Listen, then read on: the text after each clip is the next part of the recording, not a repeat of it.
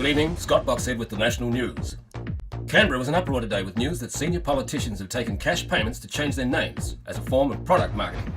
The Prime Minister, Ms Nine Network, reacted angrily when opposition leader Mr News Limited suggested that she might or might not play for the other team, if you know what I mean.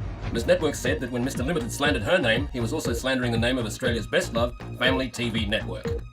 Mr Limited responded that the PM may or may not have something to hide, and that to attack him, namely News Limited, means that News Limited newspapers would now be forced to publish possibly or possibly not photoshopped naked images of the Prime Minister.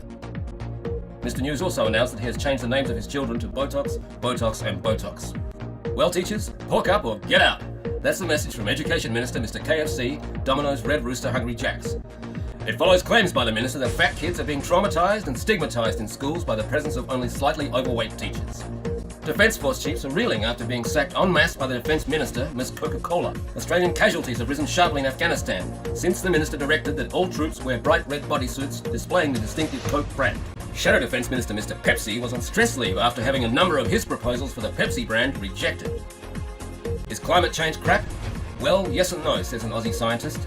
The newly renamed Professor BP Toyota says it might or might not be the case.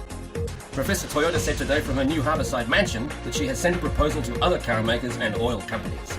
She claims that if they act appropriately on these, she will be able to say with confidence that global warming is no longer a threat. After the break, finance news with our man on the money, Mr Pub Temp Sports Bet Pokies Jackpot. Sorry, Treasurer Bingo, we beat you to it.